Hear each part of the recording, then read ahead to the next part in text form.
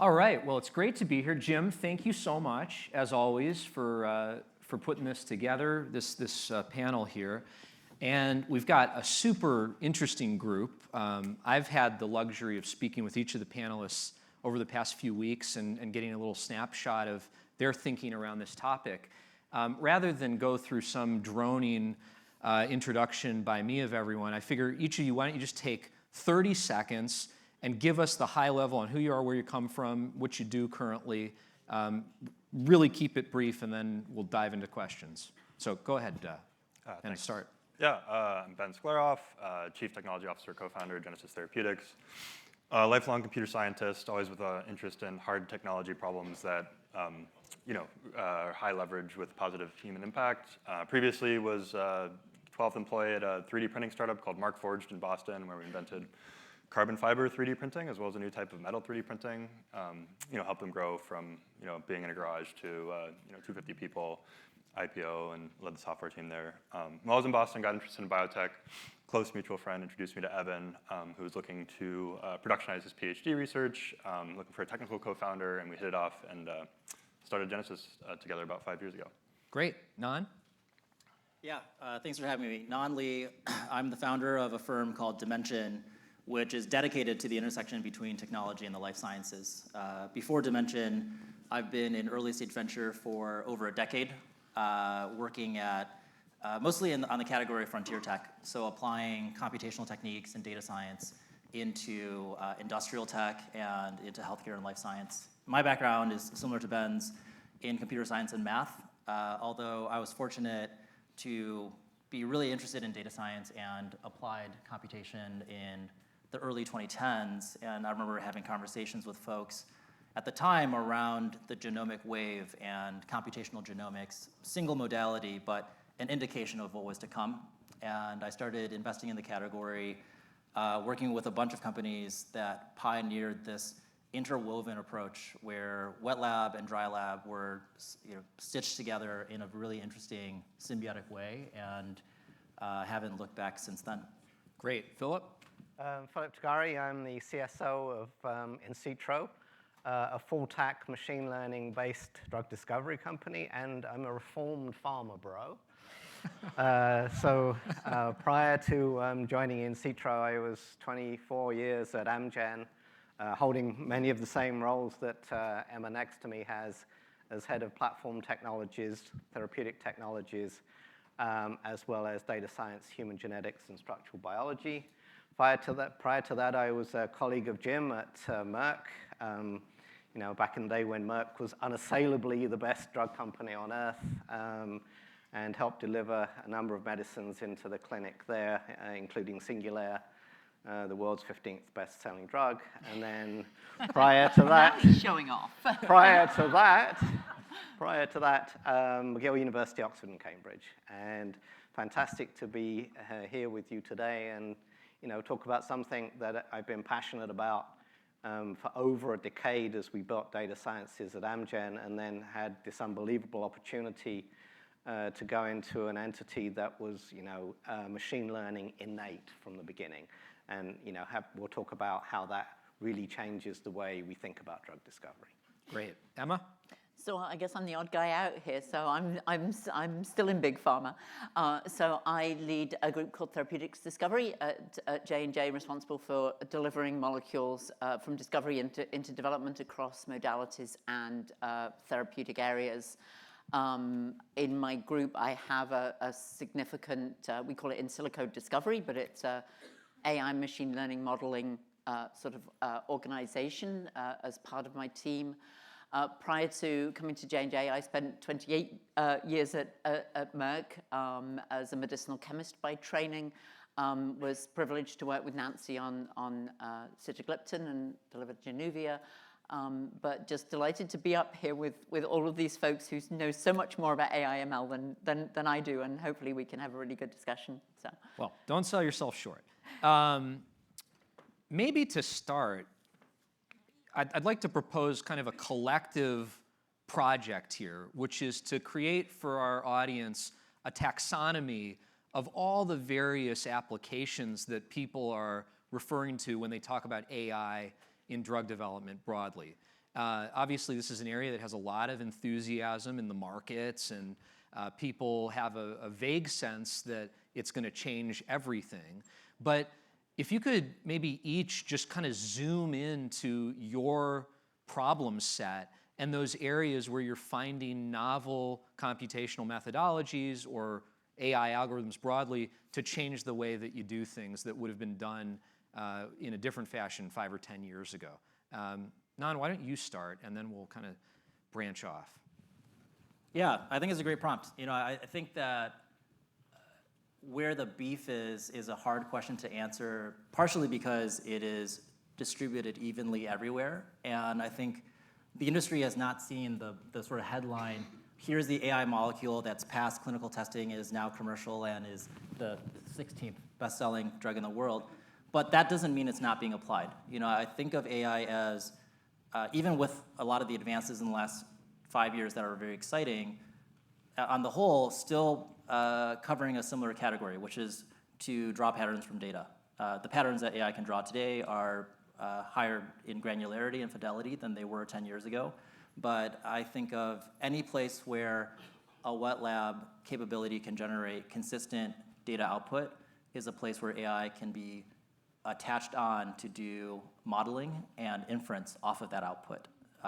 So we're seeing AI in a lot of the companies that we back today is not in this kind of heroic click button get molecule fully integrated product, and maybe we're headed that way, but it's more around solving ADME tox predictions so that you don't have to screen as many programs in your CRO orders. So I think of in silico as being this efficient first place to search before you go into in vitro and before in vivo. And I think the prominence of in silico is rising and spreading across essentially every large-scale assay that you would run in the lab can be complemented with an in silico ML capability. Emma, in your organization, obviously you've got an incumbent set of methodologies for everything Nan's talking about, and now you have the luxury of presumably big budgets to test the new gadgets and see how they compare to the way you've been doing things. Are there any specific areas you can call out where you now are relying on computational models instead of the physical experiments you would have done? So what I would say is that we're using AI ML as a tool across the organization. I want it to be part of, I want thinking about predictive tools and generative tools to be part of the DNA of every scientist. So it's a tool as they're designing molecules.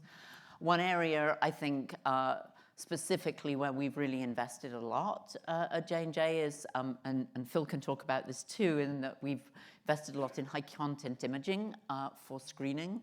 And there, of course, you're generating so much data that you absolutely need those machine learning models to in order to understand, synthesize that data. And so now we're screening every compound. We're getting insights into off targets from that high content imaging as part of our molecule optimization in the small molecule space for every program. But there's many, many places where we're using it. But just as folks have already mentioned, I think in concert with the wet lab results as well, right? It's important, I think, that we're generating the data and then using our machine learning tools as sort of idea generators from that to sort of really direct the next experiment in a better direction. So, got it. Is it at this point yielding measurable efficiencies? Or, I mean, what you're describing with the high content imaging is almost like you spend more money to get more information, but because how do you start to see this affecting your P&L? So efficiencies are about doing things faster, but actually in drug discovery, I think it's about making better molecules, about making molecules that are going to fail less once they get into the clinic, and most importantly, about enabling us to drug targets that we couldn't have even considered drugging 5-10 years ago. Right? So it's not just about efficiencies, but it's about enabling us to really go in new directions that we couldn't before. And that's what some of these tools are, I think, helping enable us to do. Got it. Philip? I think in terms of problem statement, there are 3 existential challenges for the biopharmaceutical industry: choosing the biology to work on, getting the right molecule, and then identifying a patient in which that molecule makes a real difference. And I'm sure Emma's had this experience herself of turning up in the clinic with a beautifully designed molecule, safe, stable, bioavailable, does nothing, okay? And means that you didn't understand the biology, okay? And then getting to that molecule really quickly and then stratifying those patients. And those are 3 places where machine learning actually is incredibly impactful. Biology is really, really hard to understand. Human biology, harder. Human pathobiology, hardest of all. And so you can think about that as, what can the machine tell you about this biology that you won't learn from scanning the literature or studying individual patients, but looking at very large-scale data sets. And we have a really nice example of that recently, where we were able to impute liver fat from DEXA scan. Okay? Bone scan tells you how much fat you have in your liver. $150 for a DEXA scan, $1,500 for an MRI. Okay?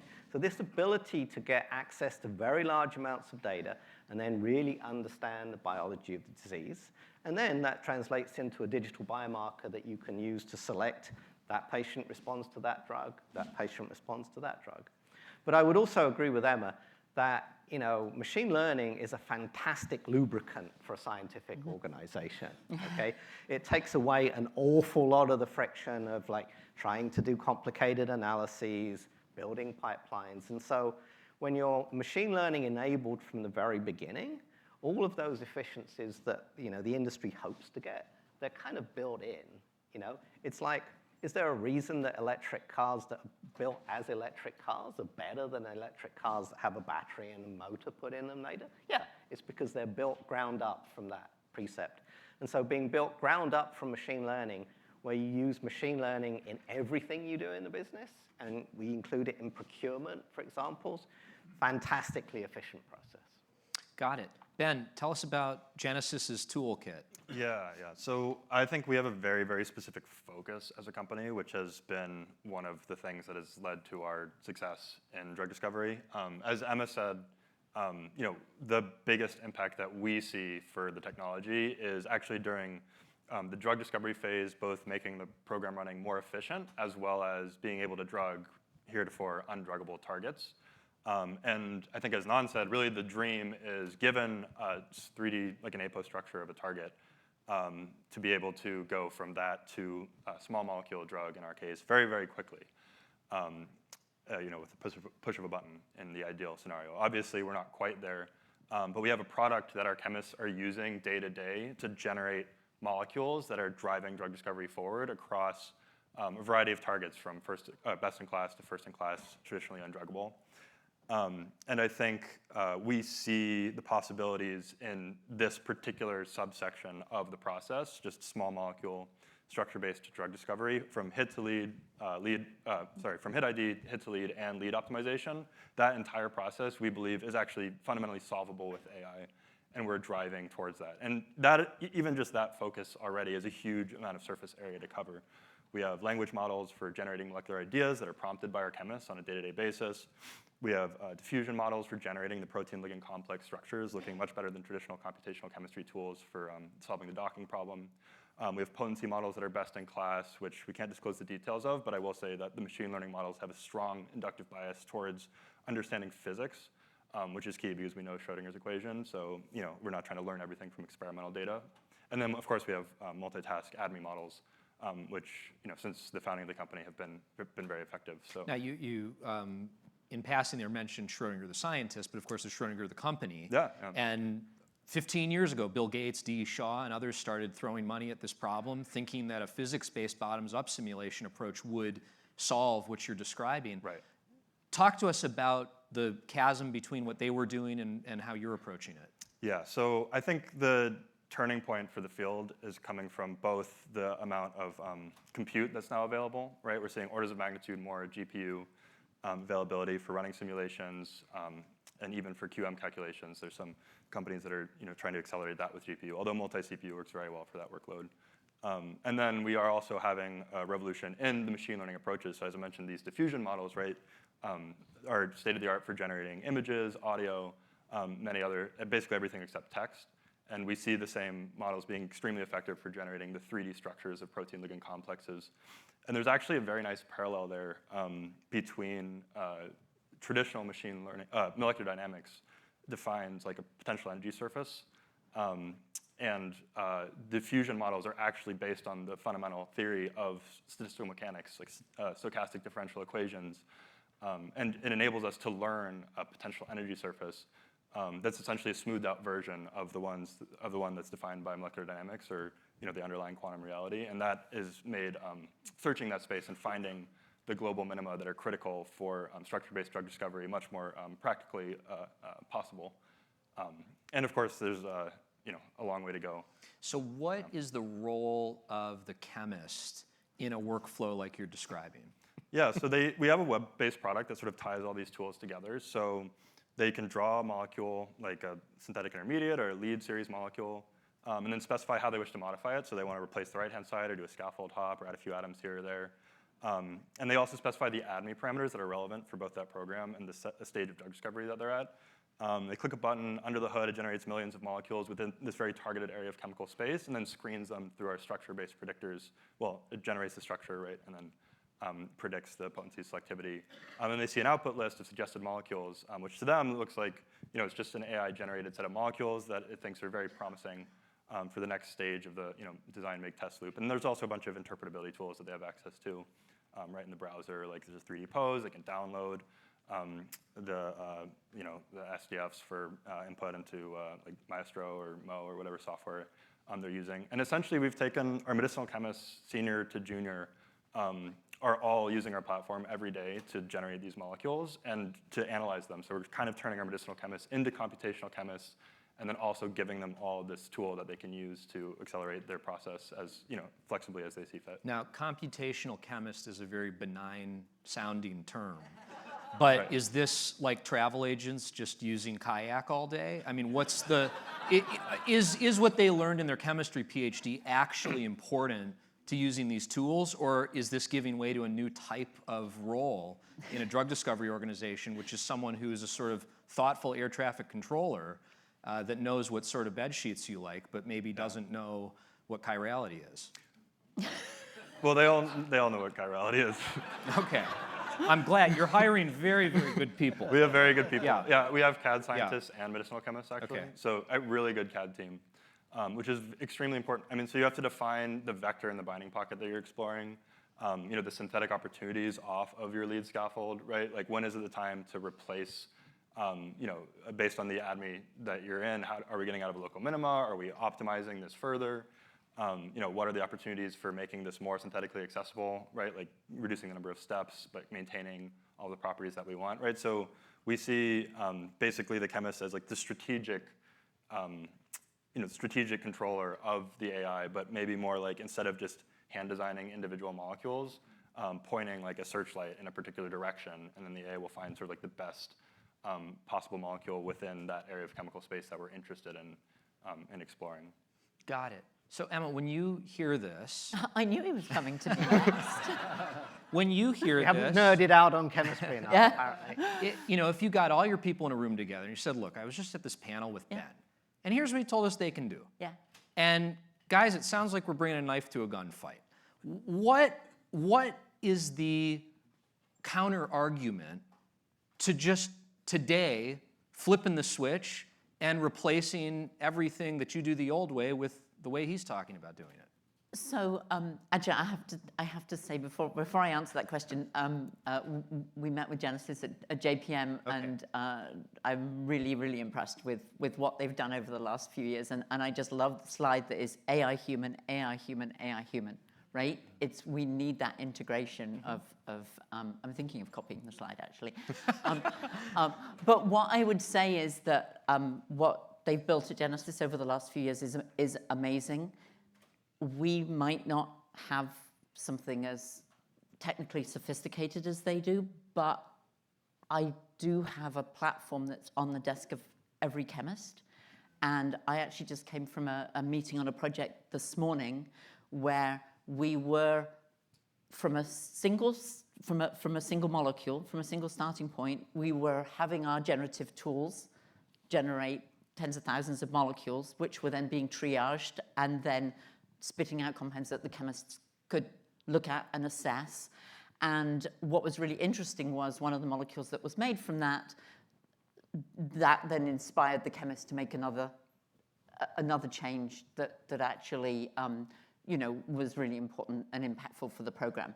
So I think what I would say is I think I agree with what Ben was saying, that we want these tools to be in the hands of our chemists, but I do think that you need folks that understand medicinal chemistry, understand the synthetic accessibility and so on and so forth. And I would just say that I think a lot of it is still predictive models, right? There's an AI component, generative AI component, but the predictive tools are still really important. They require data, which you often don't have at the beginning of a program. And the other thing that I will just, as a super practical person, because Jim told me that I had to be the is that there are so many components to developing a drug that are not encompassed in some of these models. And I was just thinking the other day about, sort of a long-lived human metabolite that it's really hard to predict, or that esoteric liver tox. So there's still a role for that traditional drug discovery mindset and all of those many components that you need to feed in, I think, along with tools, whether it's tools like Genesis has or tools like we might have and are trying to build. Now, Philip, when I listened to Ben and a lot of folks in the field, it seems like many of the advances we've made have been in this world of small molecule chemistry so far. And maybe some of that is owed to the fact that these models are learning physics. And physics is sophisticated, but it's relatively simple in the grand scheme of systems. And when you start to think about validating models that can predict toxicology or can predict human physiological response in a disease pathology, you got a lot of moving parts, obviously, and that's why, presumably, you've had the experience of things making it to the clinic and then they just don't work despite all the positive signs in advance. So how do you kind of handicap the prospects for these machine learning models to be capable of prediction in the domain of these complex systems like animals, be it human or non-human? Yeah, so there's a kind of saying in the industry is everything grinds to a halt at 14-day toxicology. Okay, and you can be as fancy as you want, and then you go and do an experiment that hasn't changed for 150 years. And so one of the things that I think almost anybody who's thinking about this hard is, first of all, understanding how you can build very large data sets around preclinical toxicology, because the regulators, at least for the foreseeable future, will require some degree of in-life. And there's many of the foundational technologies that we can use for clinical machine learning are equally applicable to toxicological machine learning. And then, secondly, how you can replace those, somewhat primitive, whole animal experiments with very sophisticated cellular experiments. So, in the past, cellular toxicology was, does the compound kill the cell, okay? As opposed to if you have, say, access to very large numbers of highly differentiated hepatocytes that you can edit at will, what can you learn about the toxicological profile of known molecules that were safe in humans or that had some liver toxicity in humans? So We're actively building foundational models of starting with hepatotoxicity because that is a target organ for small molecules. Trying to build foundational models for immunogenicity, which is the main kind of adverse response to most biologics. So absolutely, these are the places where you gain an enormous amount of acceleration, okay? And they're highly amenable to modern machine learning. You have to commit to clever ways in generating very consistent data sets. One of the things I think that people fail to understand about advanced machine learning is it's not just a very large data set, okay?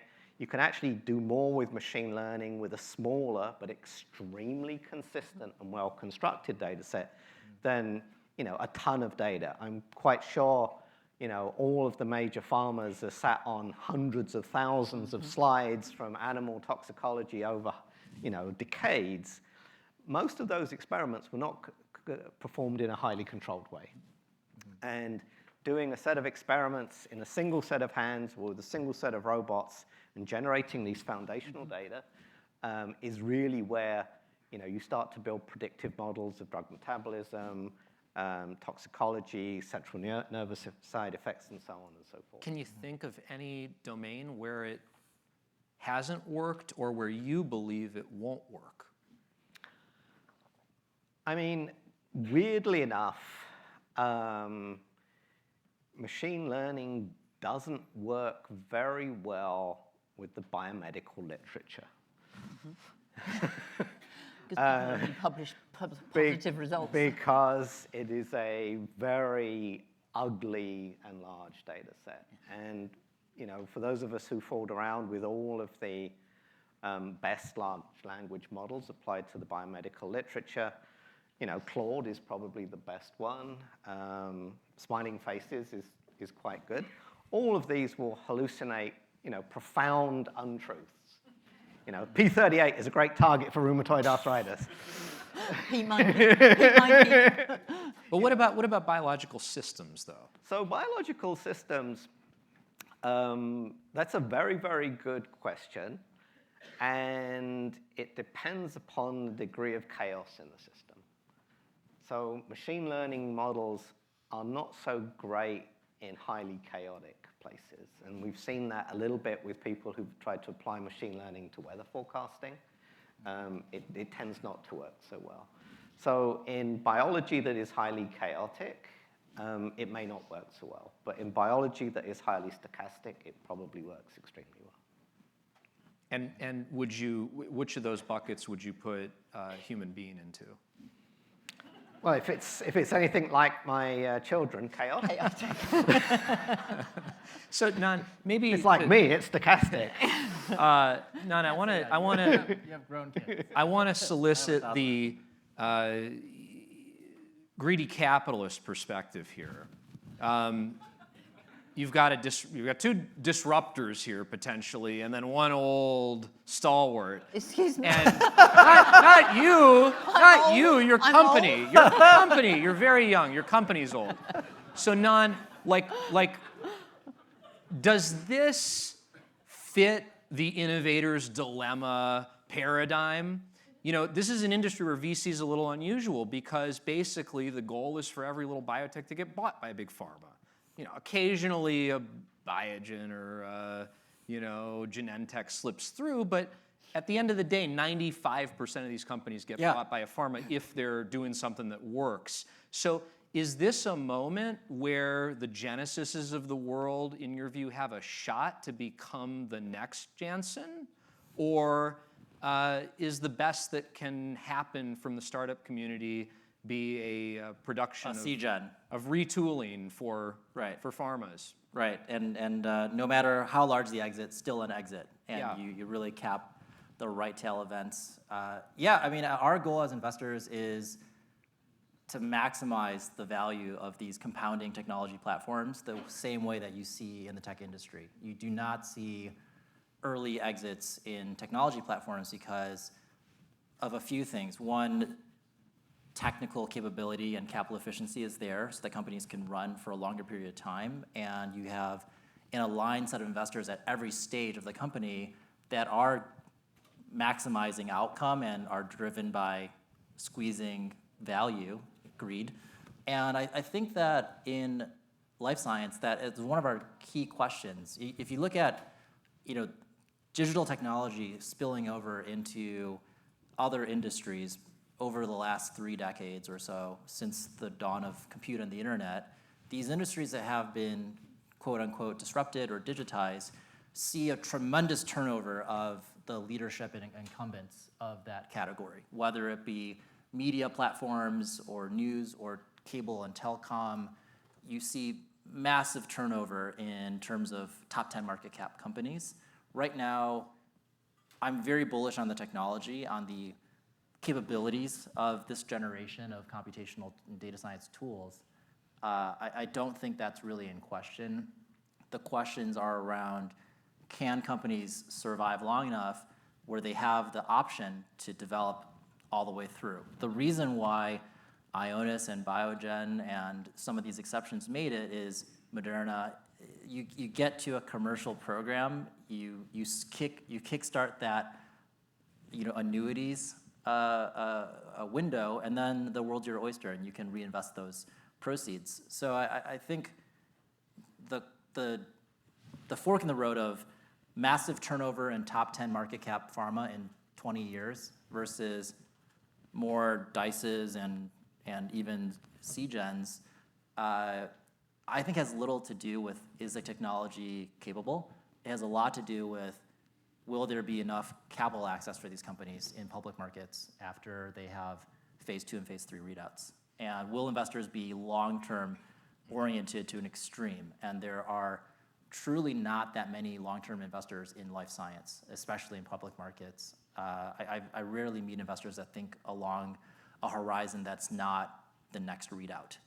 And you have to have a 10-year view of supporting companies like Genesis, and we see our role as educating downstream investors and growth and public stage folks around the long-term right to opportunity, so they do lean in and they can be our partners in that 15, 20-year journey instead of the 5 to 8 year journey.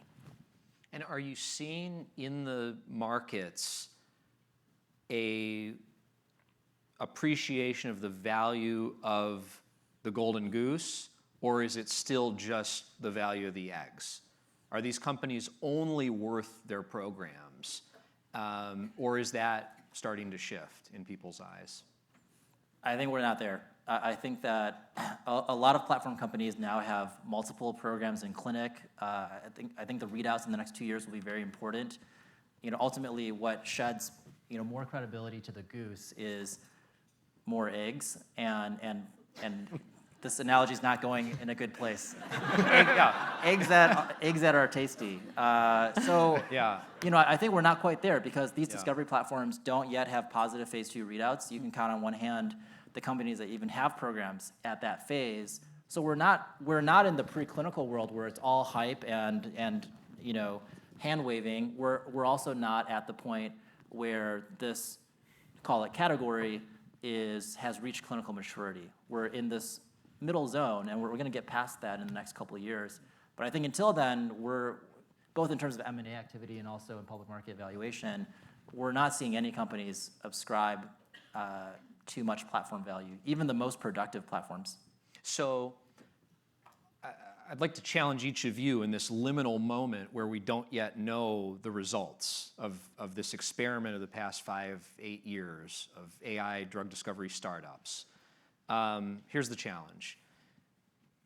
You got the old machine, and we know what the base rates are. Small molecules, 5 to 10%, biologics maybe double that, something like that. Who knows yet for cell therapies, whatever. Okay, so that's the incumbent base rate. If we aggregate all of these AI drug discovery companies that have now generated programs that are in the clinic, and we look at them as a whole, what's each of your best guess as to whether they beat that historical base rate, and by how much? Ben. While he thinks I shall answer. Okay. Yeah, so much of that base rate is predicated on failure. And so it'll be the companies that do not fail because they choose the right biology and the right patients. And so you can, if you look at the failure rate in both large and small of, if you're lucky, super lucky, 20% succeed. If you're average, 10% succeed. You only have to go to 15% and you're doing better. If you can go to 20%, you're doing very well. If you go to 40%, which means, 4 out of 10 times you choose the right drug in the right patients, okay, you are batting hugely above average. So I think that's entirely possible. Emma? And then Ben. I'm going to agree with what Phil said. No, I think in the biologics space, we've talked a lot about small molecule drug discovery today, but I actually think, AlphaFold and the many, many variants thereof, and the sort of generative potential in sort of protein structures, I think we haven't touched on much today, but I think that could actually be hugely enabling in the biologic space and significantly improve your rate. Although, I'd just like to sort of reiterate what Phil said about assuming you've got the right biology, right? So in terms of molecule success, I think it's going to hugely accelerate it for the right biology. In the small molecule space, I think you're going to go from 10 to 15 if you're lucky, because there's so many other components than just identifying a molecule that binds and has PK that you need to really sort of surmount, problems that you need to surmount. And some of those are pretty hard to predict. We've all lost compounds in phase 2B because of some, as I said earlier, human-specific metabolite or something that arises. So I think you're going to increase your success rate in biologics significantly. I think small molecules, you will increase it, maybe double it, but it's not going to go through the roof. Ben? I don't know about everyone's programs, but I can talk about our strategy to, obviously when we started the company, this is one of the first things that we looked at, 10% success rate, et cetera. So number one is target selection. So our target selection strategy, we're trying to minimize biological risk. So well-validated targets, but that have been very difficult chemically, which obviously raises the bar for what the AI has to do to be able to drug those targets, but we see that as a problem that's more within our control. The second thing I would say is obviously there's a long tail of idiosyncratic talks that we'll never be able to fully get around, but there's a lot of molecules. I would say maybe most molecules are put into the clinic with known liabilities, right? So even just limiting ourselves to putting the best possible molecules forward. And actually our lead program is best in class, but the preclinical data is very, very promising, like exquisite potency and selectivity, especially compared to the competitors, great TGI curves. And I think the target is validated, so we have some reasonable confidence that will translate to human patients. And then the last thing is I think maybe a little bit underappreciated in terms of like failure rates is just competition. So since everyone's going after a lot of the same targets, targets are discontinued even if or programs are discontinued even if they see efficacy and safety, but just not more efficacy than others against those targets. So back towards our target selection strategy, going after largely first in class with the exception of our lead program. For the rest of our pipeline, I think will help us, with the attrition rate that is traditionally seen in the clinic. Thank you. Emma, you mentioned that you think this is going to have a big impact on biologics. Ben talked about diffusion models. There are obviously this, sort of proliferation of techniques for designing proteins.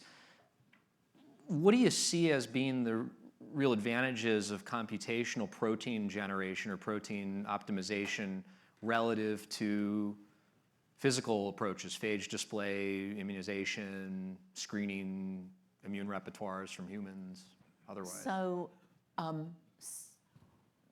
I think it's early days, and I have to say, in my org, we're just starting to use we're a bit behind the times and just starting to use some of the generative models for proteins, but if you can survey and actually use those generative tools to successfully sort of design your molecules, I don't know. I feel that has got to be something that is going to move the field faster. I think there's always that sort of, do you just screen if you can, right?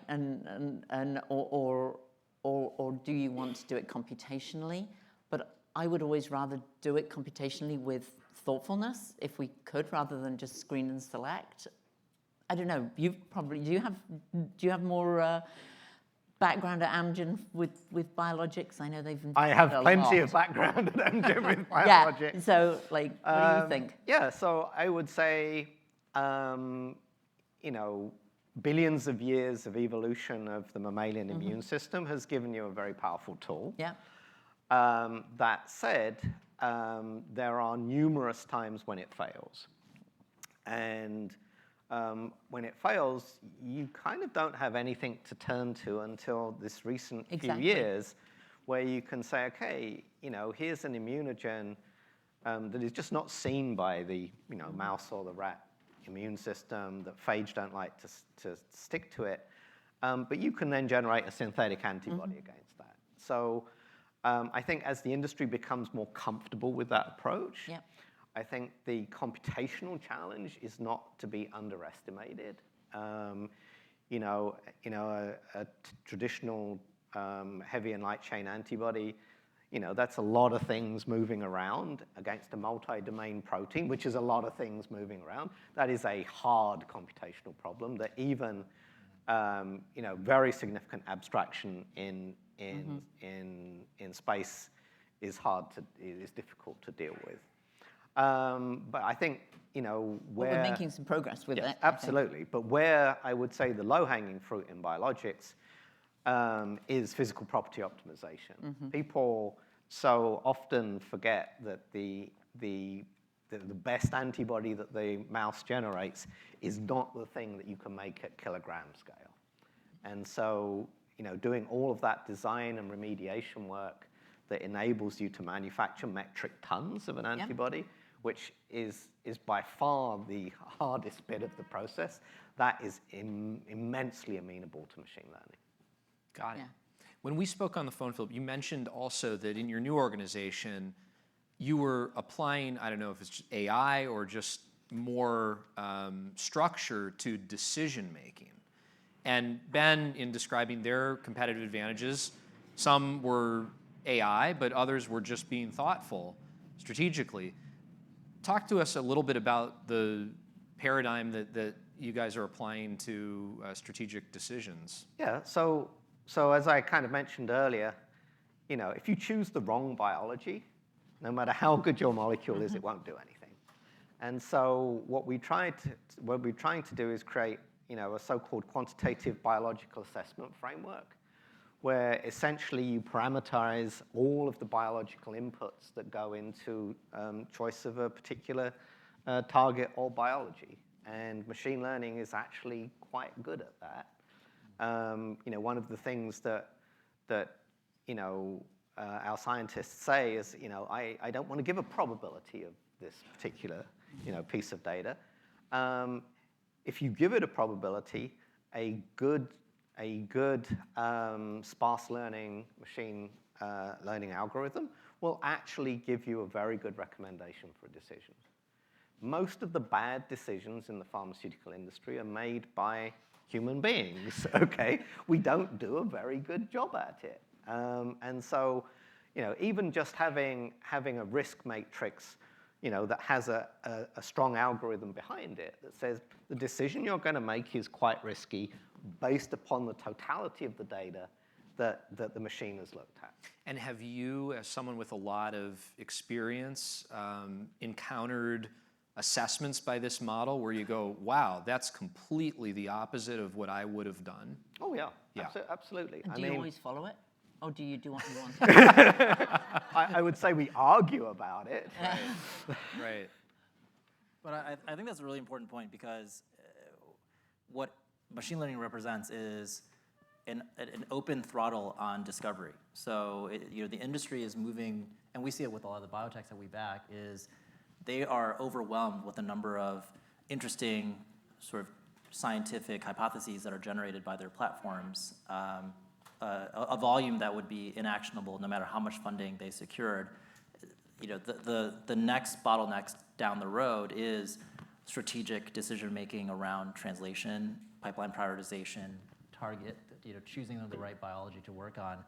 I think it's a good thing for the field. I know we had a conversation around where are we going to be in 5-10 years around the clinical efficiency of translation, and I think the other piece of that is the efficiency of preclinical work is growing tremendously, and I actually think that's a place where we see plenty of proof in companies even today, where for the capital that they've raised, the number of preclinical programs that they could launch is at a level that the industry has never seen.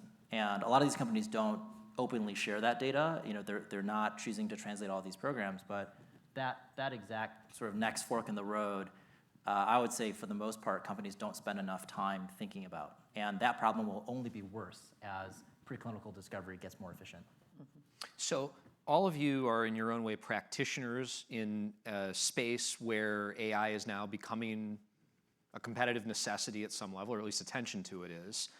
And in our broader cultural and market conversation, this is absolutely the talk of the town right now. Almost impossible to overstate AI's potential if you compare your thoughts to what's on the cover of the Wall Street Journal or whatever. NVIDIA now, $2 trillion market cap company. Janssen, its CEO, came to JPM Life Sciences this year because they see this industry as one of the major places where their compute is going to be used at scale constantly and presumably support a huge volume of chip sales. Is there any hype in this? If each of you had to identify a story that people are telling about AI right now that you think is bullshit, what would that be? Ben? There's definitely a lot of hype, but I think, honestly, sorry, I don't have a good answer to your question, but I would say that I think our conversations with biotech investors, as everyone's sort of mentioned, in pharmas actually, they're much more interested in the assets. And for us, that's pretty brutal, to be honest, because first of all, it's sort of long time scale, super expensive, no matter how you slice it. And then the clinical trials, like we're not accelerating. And then the production of the asset lags the advancements of the technology. So, the molecule that I mentioned, like our DC for our lead program, was discovered with like 2 years old technology at this point, and that's what we were evaluated on for our Series B last year. And then I guess the other thing is just since there has been so much hype in computational chemistry for decades, as someone mentioned, there's just like a widespread skepticism. And then also the SAS model doesn't work in pharma, which we've seen with a variety of actually high-profile failures in our space in AI. Small molecules and people shifting business models, Schrödinger's a really good example of that. So, all of that together makes it really hard, I think, to, I wish there was more value of our platform when we're going out and trying to do deals and raising money strongly. Okay. Nan, where's there too much hype? Yeah, without scanning the room and seeing the attendance. Look, I think the theme of the chat has been machine learning is here, and it's being used across the board in biotechs and pharma companies, large and small.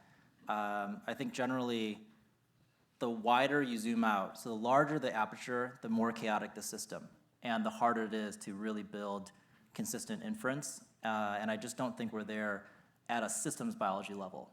I've mostly, as an investor, been excited about extremely nuanced and intentional builds in machine learning and where you choose to spend both your compute resources and also your data gathering resources. So I would say I'm a cynic today of pan biology, single foundation model to rule them all approaches. There have been a few companies launched in the last year that have raised boatloads of money to go after this problem. But it is both in literature, academically, fairly unfounded as a concept. And I think we're going to be $200–300 million before we see if there's fruit at the end of that, which makes me nervous. Philip? Wearables in the real world. So there's been an enormous discussion about the use of machine learning on very large data streams from wearables. I noticed none of my panelists wearing an Apple Watch. Me? Oh, you're wearing an Apple Watch, okay.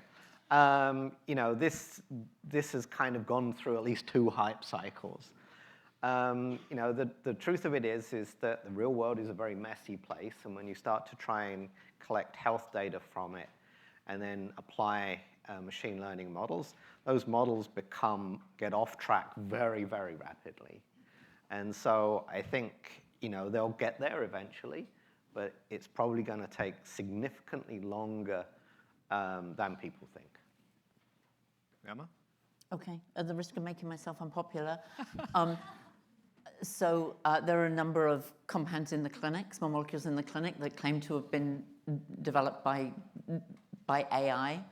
And I think the jury's out, because we've said they haven't progressed through yet to see whether they're differentiated molecules. But if you actually just look at them structurally, they're generally for targets where there was a large data set of chemical matter to start with. And so they are somewhat, and I actually did a little bit of a comparison of structure to structure, right, of what was known and what they look like, where the molecules are available. They are an iteration from what was already known. So I think the AI-derived molecule is where there is little starting material, is little starting points to work with, and those undruggable targets is still something that we haven't solved yet. And so I just think we need to be careful. Those AI molecules where there was a vast array of data for people to start with are perhaps iteratively better or different, but we don't know that they're an inflection point different from what was out there. I'll throw out one criticism that some have put out, which is that what we're supposed to be doing is science. We're supposed to be understanding biology. We're supposed to be understanding how the universe works. And it's those fundamental discoveries that have powered so much of the technology we have. And what these models are is they're massive regression finders. They're just big correlative inference machines. They don't actually teach us how anything works. What do you say to that? I would say that with few exceptions, we don't know hardly how any drug actually works.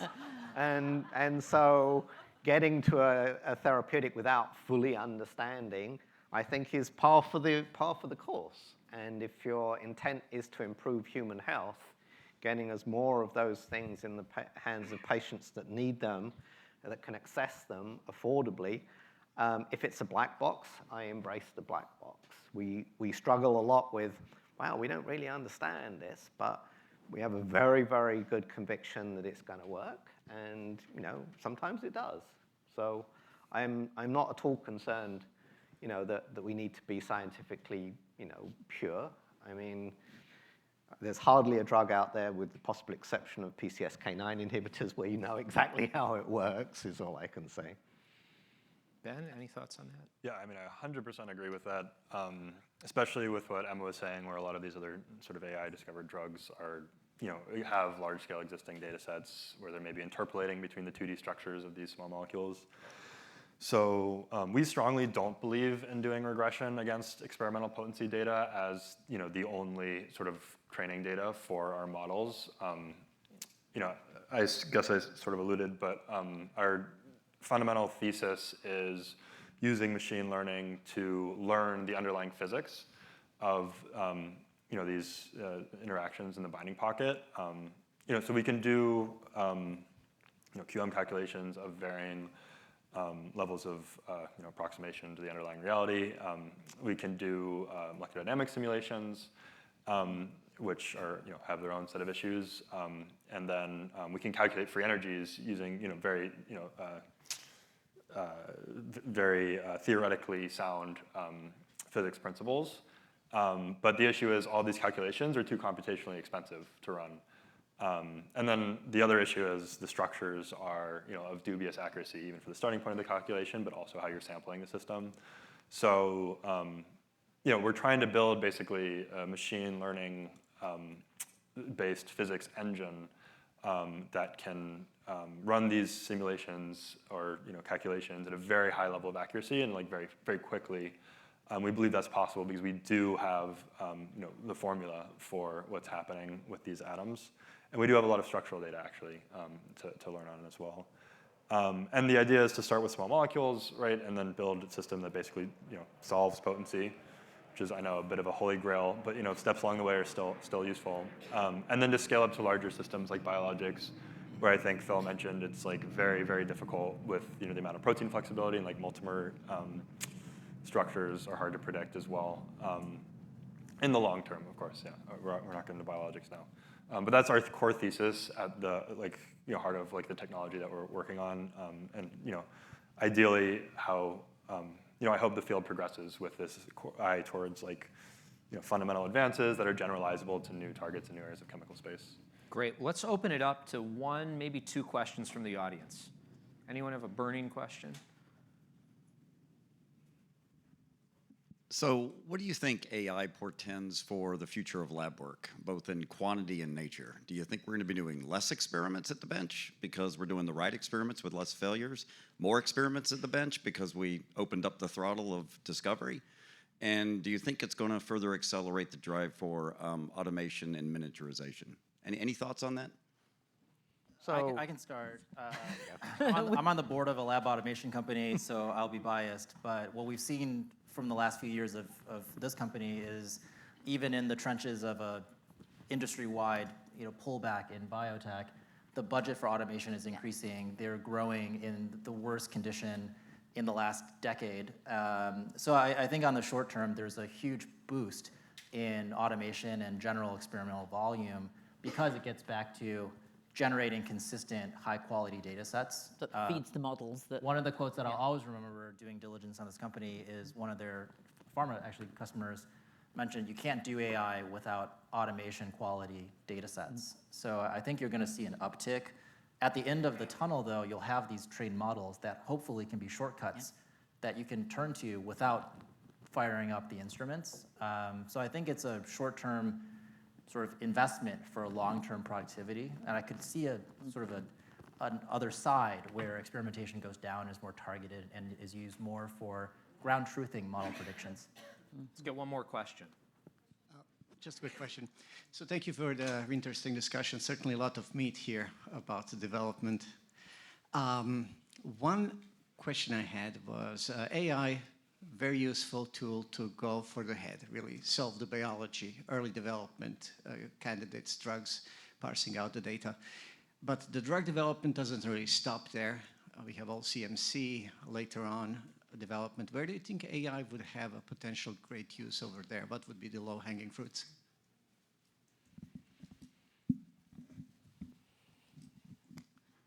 I mean, certainly in CMC and manufacturing, every single large player is investing very heavily. I mean, to cut a year off cell line development, cell banking, to dramatically get higher yields and higher process, to very smart packaging lines that reduce the cost of drug product.